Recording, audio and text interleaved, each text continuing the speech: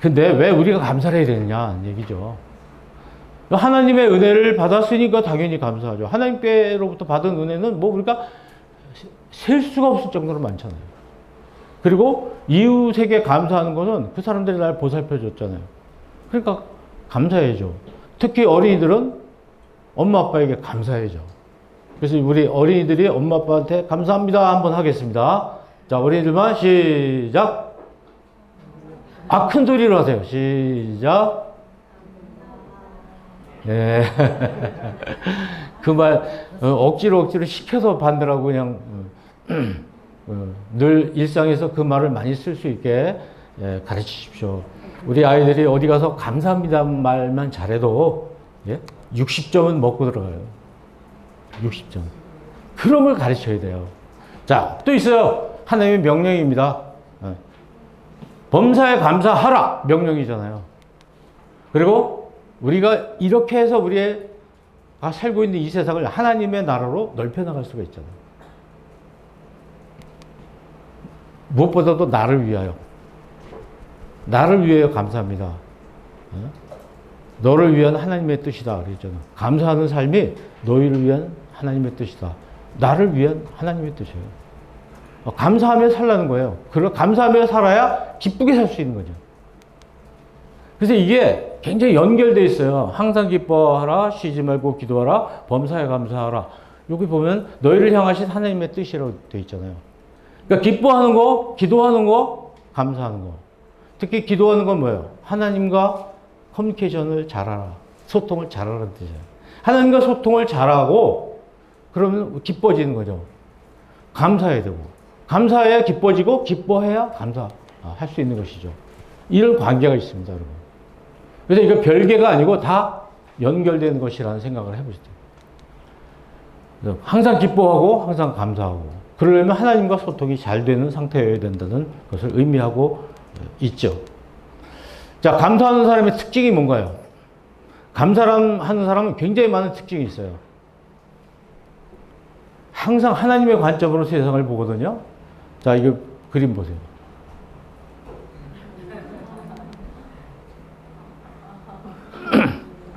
감사하는 사람은요, 표정이 달라요, 표정. 감사하면서 사는 사람은 표정이, 근데 이게 서서히 바뀝니다. 서서히. 저도 뭐 인상이 그렇게 좋은 인상은 아니잖아요. 날카롭고. 근데 제가 청년 때나 학창 시절 때 사진을 보면 놀라울 만큼 바뀌었어요, 지금. 그러니까 우리는 다른 사람하고 날 비교할 필요 없어요. 얼마 전에 나하고 지금의 나를 얼마나 변하고 있는가. 이게 중요한 거지. 그러니까 우리가 사람들에게 외모를 보고 이렇다 저렇다 얘기하시면 안 돼요. 왜냐면 하나님이 그렇게 만들었거든요, 처음부터. 이제 그다음부터는 내가 갖고 나가야 되는데 외모를 가꾸지 않았어요. 뭐 바를 생각만 하지 기쁨의 삶, 만족하는 삶을 살지 못했기 때문에 얼굴이 인상이 바뀌질 않는 거죠. 부지런히 자기 얼굴을 가꾸셔야 됩니다. 거울 보시고 표정을 자꾸 만드시고 그럴 필요가 있죠. 감사하는 사람은 하나님의 관점으로 세상을 봅니다. 이게 하나님의 뜻에는 맞을까? 이런 생각을 하게 돼요. 그리고 감사 기준선이 낮아요. 감사 기준선이라는 게 뭐냐면 나는 이 정도는 돼야 감사해. 이게 기준선이에요. 어떤 사람은 난 이 정도면 감사해. 어떤 사람은 나는 이 정도라도 감사해.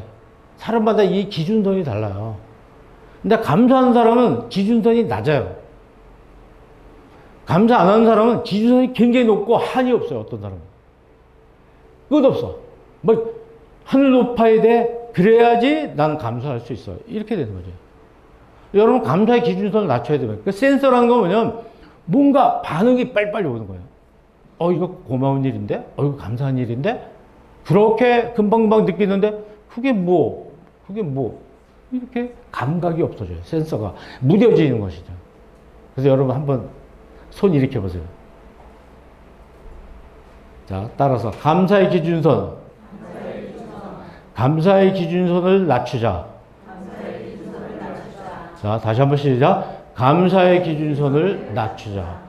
여기서 다시 시작할게요. 시작. 감사의 기준선을 낮추자. 또 시작. 감사의 기준선을 낮추자. 그러니까 굉장히 낮은 것에도 감사해야 되는 거예요. 점점 이게 그러니까 낮아질수록 우리 신앙은 점점 성숙해지는 거예요. 네. 남들이 볼 때는 야, 뭘 그런 걸 가지고 감사해? 이럴 수 있는데 나는 그게 감사해지는 거예요. 점점 낮아져야 됩니다. 뭐 여러분 교회가 여기 10년 됐는데 아까 장로님 이제 10년 됐는데 아직 이렇게 많이 부흥 못했습니다 그러시더라고요. 아니 지금 얼마나 감사해요. 네? 지금 교회들이 반쪽이 나고 다 뭐 월세를 못 내가지고 다 교회 문 닫고 그러는데 복음충신교회 이렇게 건강하잖아요. 그런 쪽을 봐야죠. 그럼 감사한 거죠. 우리 삶도 그렇잖아요. 개인적인 삶. 저도 뭐 살아오면서 결혼할 때 1980년에 결혼을 했는데 그때 제가 가지고 있는 돈이 없어서 돈을 꽂는데도 50만 원이 모자라서 150만 원짜리 전셋집을 가서 주인 할머니한테 사정해가지고 100만 원 주고 들어갔어요. 그때부터 희망이 뭐였냐면 화장실이 몇 개 있는 집으로 갈 것이냐. 그때 화장실을 주인집하고 같이 썼단 말이에요. 그게 이제 독립된 내 화장실이 우리 집 화장실이 있는 집으로 가야 되겠다. 하나가 있는 집에 갔고 둘이 있는 집에 갔고 드디어 셋이 있는 집에 갔어요. 성공했다. 그런 농담을 했었는데 사실 그게 성공이 아니죠. 내가 기준선을 낮추고 세상 모든 것이 감사하게 느껴질 때 그게 감사하는 사람의 특징이에요. 세 번째는 감사거리를 많이 찾아요. 감사거리 적어봐. 그러면 막 뒷장에다 써도 돼요. 뒤집어 쓸 수 있어요. 막 생각나야 돼요. 여러분 뭔가 지루한 시간이 있어요. 저는 저한테 뭐 1시간 기다리라고 누가 약속 시간이 뭐 늦는다든지 또 제 집사람하고 어디 갔는데 뭐 볼일이 있으니까 여기서 앉아 기다리라고 그러면 저는 너무 해피해요. 또 1시간 동안에 저는 할 일이 너무 많아요. 할 일이 없어가지고 왔다 갔다고 그렇게 하지 않아요. 전 앉아가지고 감사거리 막 찾아보는 거예요. 10가지, 20가지 막 적어보는 거죠. 그럼 시간이 모자라죠, 오히려. 왜 그 시간에 지루해하고 그렇습니까? 그럴 필요 없어요.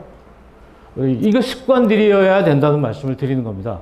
그리고 소유보다 존재에 감사한다. 뒤에서 설명드리겠지만은 내가 얼만큼 가졌는가 계속 그것에 대해서 관심을 갖는 거지.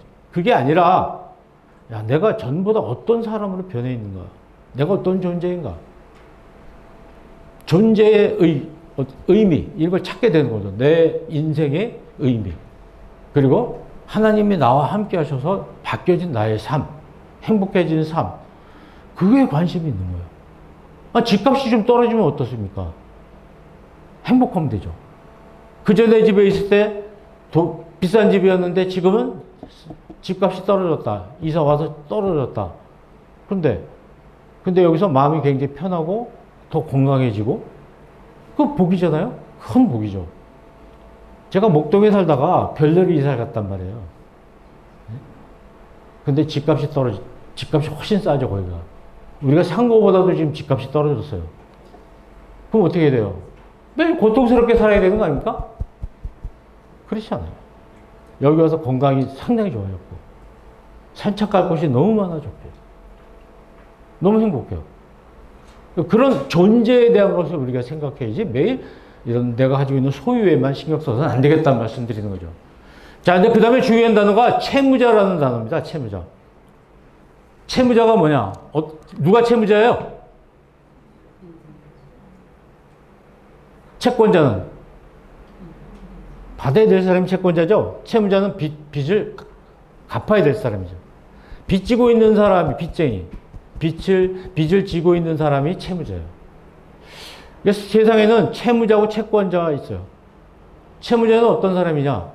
나는 갚아야 될 사람이야. 왜? 이미 받았어. 채권자는 나 받아야 돼. 왜 나 안 줘? 이게 채권자예요.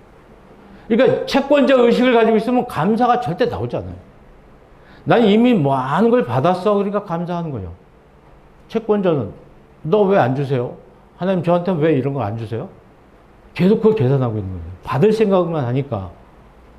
그래서 우리가 채무자 의식을 가져야 돼요. 늘. 난 빚진 사람이다. 그리고 항상 기뻐야죠. 이렇게 사는 사람들은 감사하는 사람이에요. 그리고 범사에 자족하고 감사합니다.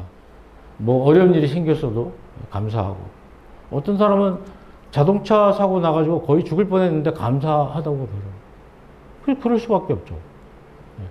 근데 어떤 사람은 자기 자동차 사고 난 거에 대해서 땅을 치는 거죠. 왜 나한테 이런 일이 생기느냐. 특히 이 8번째 참 중요합니다. 감사하는 사람은 다른 사람한테도 감사거리를 만들어주는 거예요. 다른 사람이 감사일기 쓸 수 있는 거리를 상대방에게 주는 겁니다.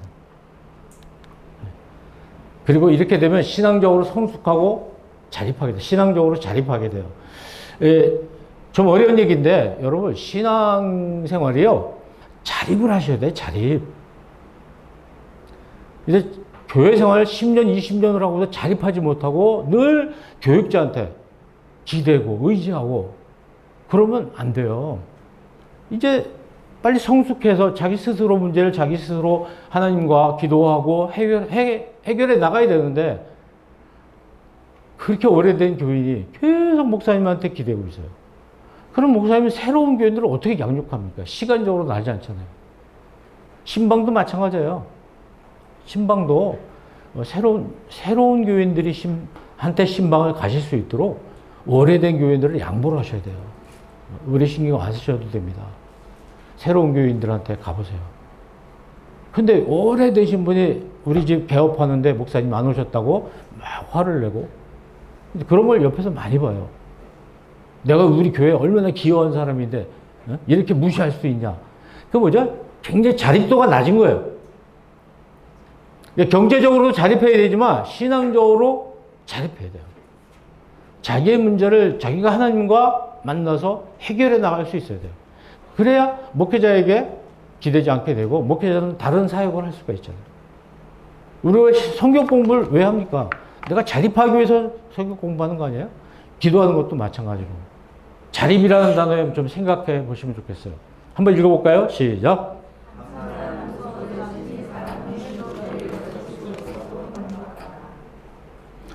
감사라는 보석을 지닌 사람은 누더기를 걸치고 있어도 행복하다.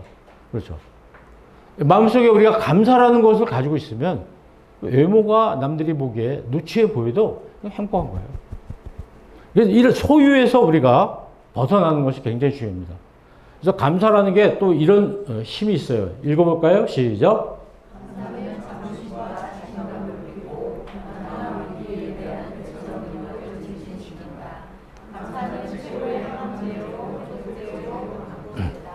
네, 항암제.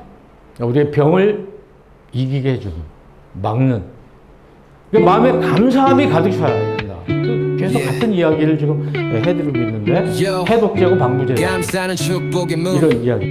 매일 열어둬야 해 삶의 리듬, 하나님께 영광 삶 속에 빛 감사 행전이 15조 함께 외쳐 Let's get it. 내 심장은 뛰어 하루 10만 번 숨 쉬며 사는 것 그 자체가